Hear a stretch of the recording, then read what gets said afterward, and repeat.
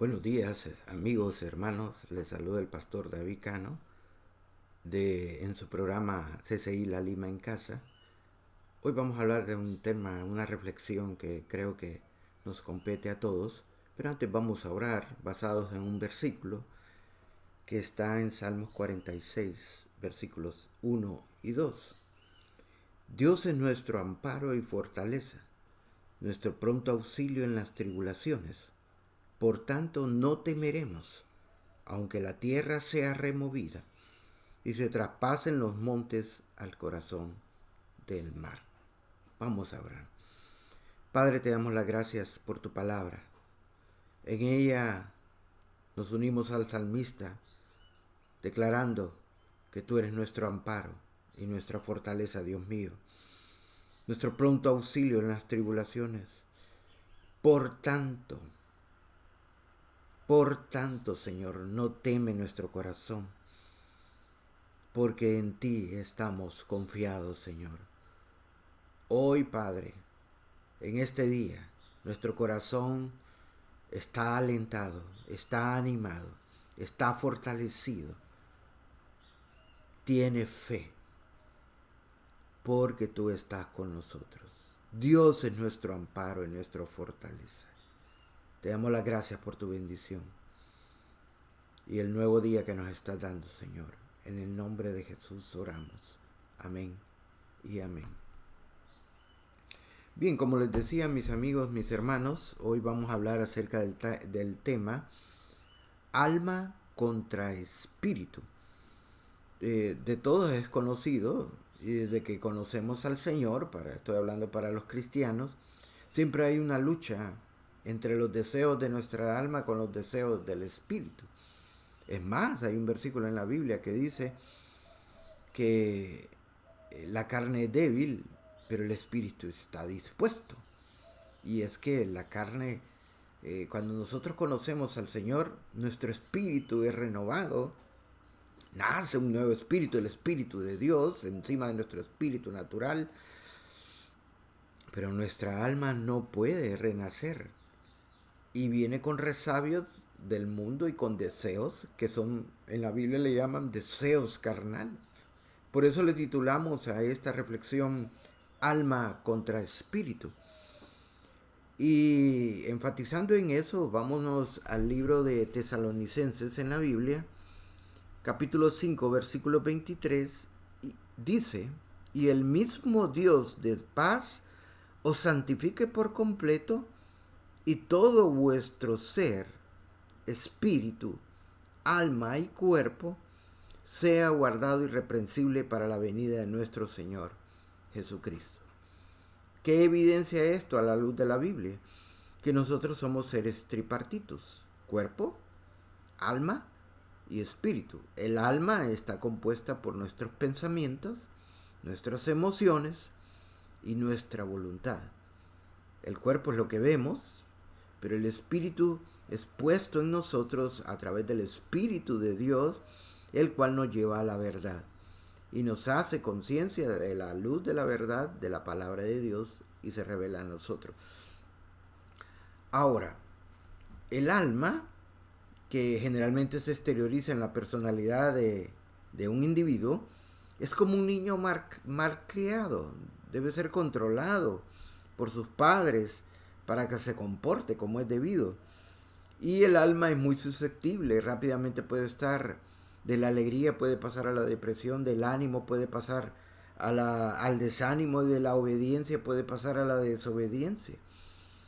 Y en la Biblia hay un ejemplo claro, y en esto nos vamos a basar, de un personaje bíblico que fue un apóstol, que era, vamos a definir el término almático, que era una persona muy llevada por sus pasiones y sus deseos carnales.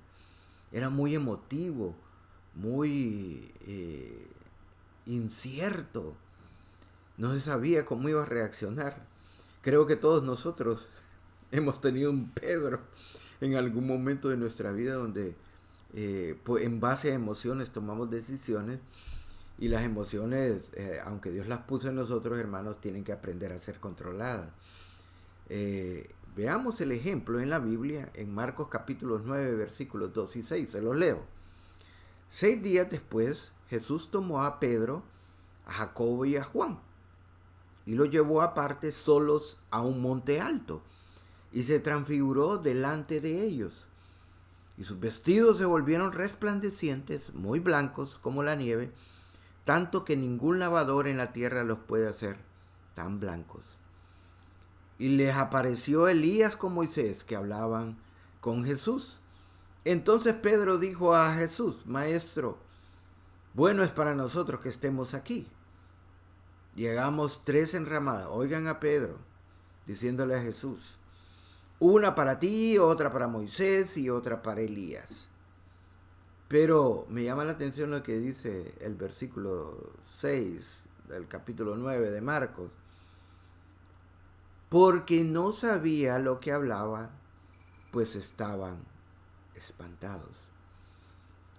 Si usted se va al libro de Mateo, que describe la misma historia, el Espíritu de Dios apareció en medio de una nube y dijo: cállense, escúchenlo a Él, refiriéndose a su Hijo Jesús. Y ahí se terminó todo el asunto. Y es que nosotros somos como Pedro. Muchas veces decimos cosas sin sentido o hacemos cosas sin sentido, porque nos dejamos llevar apasionadamente por los deseos de nuestra carne y actuamos y somos esclavos de esas actuaciones que nos hacen tropezar a veces, hermano. El alma es casi instintiva y no responde a la fe, sino que a la parte física, a la parte palpable, a la vista. Por ello, una persona espiritual debe aprender a controlar su alma y someterlo bajo el escrutinio y el dominio del espíritu. Ser almático, como definíamos el término, es dejarse controlar por el alma. Pero el alma es como una montaña rusa. Un día estás que todo lo puedes y otros días, es más, hasta dices: fuertes toros de Bazán que se vengan contra mí. Pero otro día estás que no quieres ni levantar la vista, porque las circunstancias que te rodean te hacen, de cierta manera, ser esclavo de tus emociones. Es más, Pablo advierte y dice que Dios nos ha dado un espíritu de amor, de poder y de dominio propio. Y muchas veces nosotros, llevados por nuestra alma, dejamos que nuestras emociones dominen. Y si estamos tristes o porque llovió, nuestra actitud cambia. Si el día está sin nubes y el cielo se mira azul, entonces todo está bien. Si nos dieron un aumento o nos estimularon en el trabajo, todo está bien. Pero si viene el regaño, el reclamo, la exhortación, el memorándum, entonces las cosas están mal. Entonces nosotros no debemos de ser así. Nosotros los cristianos vivimos por fe. Entonces la persona almática no puede vivir una vida cristiana victoriosa, porque si somos sinceros, el alma es como una mesa de 2 patas. La mesa tiene 4. Es como decimos en Honduras, catreca, porque solo tiene 2 patas. Es bien inestable. Y nuestra alma manifiesta lo que en la Biblia se llama deseos de la carne. Gálatas capítulo 5, versículos 19 al 21. Y manifiestas son las obras de la carne, que son adulterio, fornicación, inmundicia, lascivia, idolatría, hechicerías, enemistades, pleitos, celos, iras, contiendas, disensiones, herejías, envidias, homicidios, borracheras y orgías. 17 elementos que son productos de una práctica carnal. Y cosas semejantes a estas, acerca de las cuales, dice Pablo, os amonesto, como ya los he dicho antes, que los que practican tales cosas no heredarán el reino de los cielos. La carne es viciosa y aditiva. Por eso, Generalmente cuando una persona experimenta sensaciones fuertes y si no está percibido en su espíritu, hablo a los cristianos, y no lucha contra esa actitud, prácticamente y carnalmente va a ser dominado por eso. Entonces, mire lo que dice: adulterio, fornicación, inmundicia, lascivia, idolatría, hechicería. A mí me sorprendía mucho que la hechicería estuviera dentro de una obra de la carne. Pero ¿sabe por qué? Porque la hechicería solo es una forma de controlar a otras personas. Y cuando usted usa el poder de algo oculto para controlar a otra persona, eso se convierte en una obra de la carne. Las enemistades, los pleitos. Hay personas, hay hijos de Dios, hermanos, cristianos, que el pleito es su pan de cada día. El enojo. Recuerda lo que dice la palabra, mi hermano, que el enojo reposa en el seno de los necios. Contiendas. La palabra exhorta. El siervo de Dios no debe ser contencioso, no debe ser peleón. Es una obra de la carne. No produce lo que Dios quiere. Y como obra de la carne, sucede cuando se practica sobre ello. Y es obvio, lo que tú más alimentas es lo que más crece en ti. Una vez llegó un gran predicador a Sudáfrica y en los medios de televisión lo entrevistaron. Y él decía, el entrevistador decía: ¿cómo puede definir usted la vida cristiana? Decía él, la vida cristiana es como dos perros. Uno es negro y otro es blanco. El negro es el pecado y el blanco es la santidad de Dios que uno busca. A quien tú le des de comer es el que más se va a alimentar y el otro se va a desnutrir. Y es que es cierto, mis amigos, mis hermanos. Alimenta tú más las obras de la carne y eso te va a hacer tropezar, porque lo alimentas más. Pero el fruto del Espíritu es algo espontáneo. Y ese es el tema de este día. Alma contra espíritu.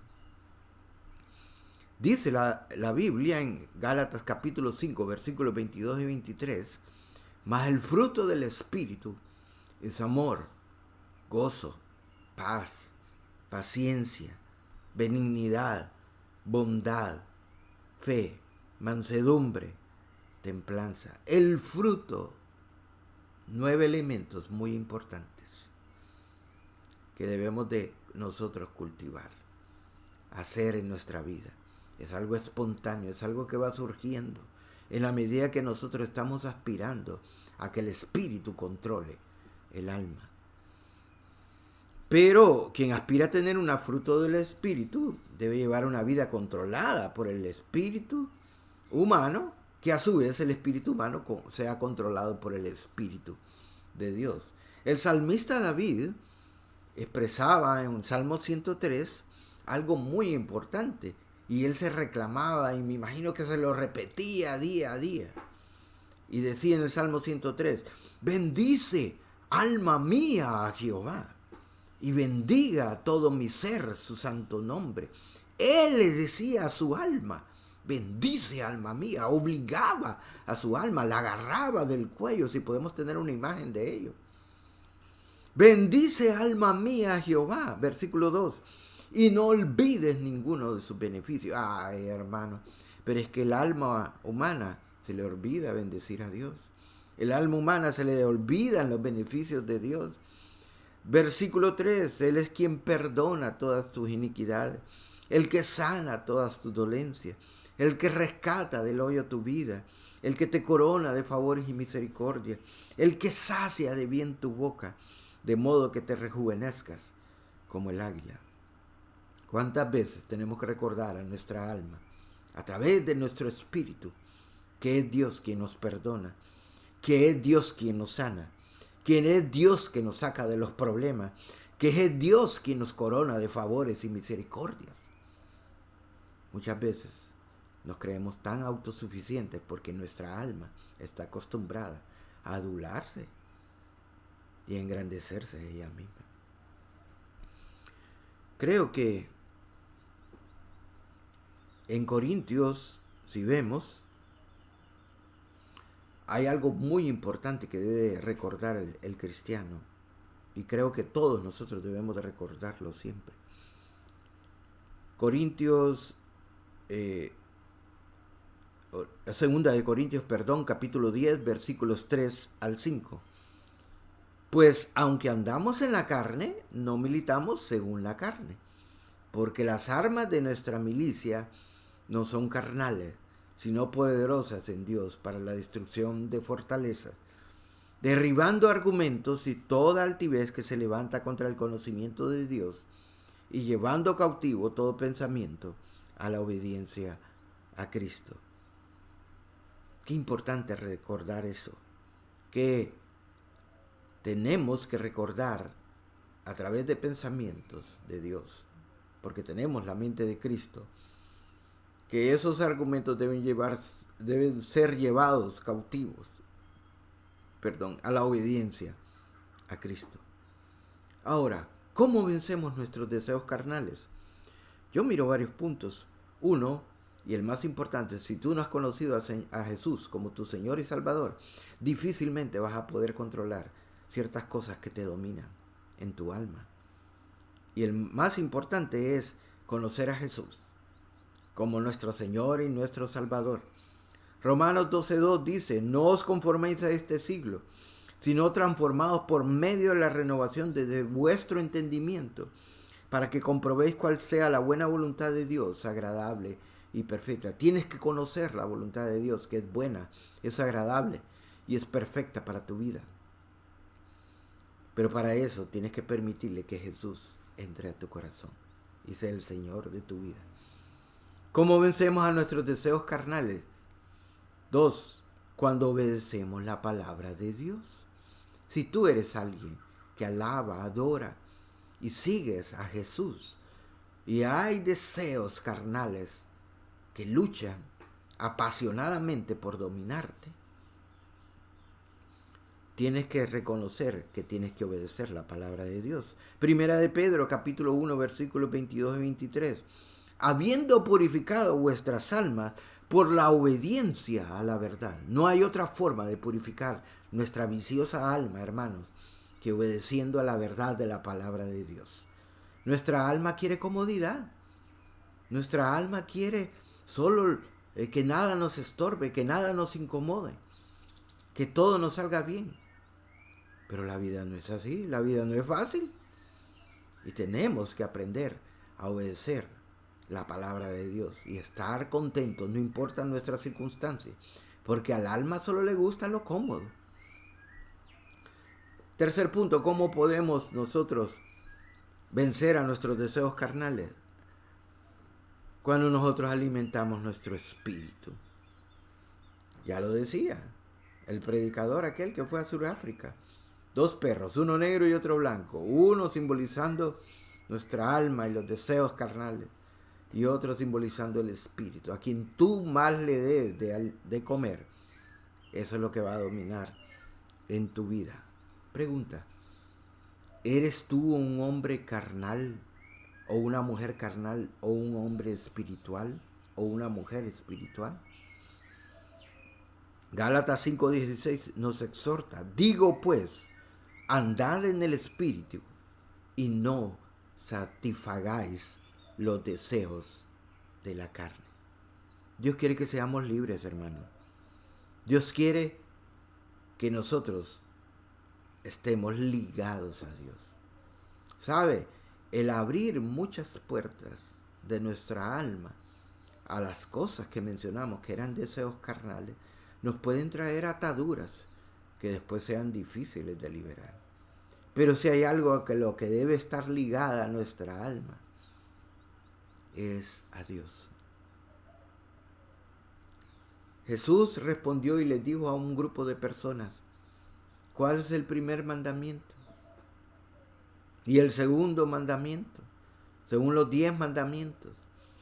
Y una persona dijo, amarás al Señor tu Dios con todo tu corazón y con toda tu alma y con todas tus fuerzas y con toda tu mente. Y el segundo mandamiento, y a tu prójimo como a ti mismo. Alma contra espíritu. Ese ha sido nuestro tema de hoy. Hermanos, los espero en otra edición de este su programa CCI La Lima en Casa. Les habló el pastor David Cano y nos vemos en otro segmento de este su programa. Dios me les bendiga.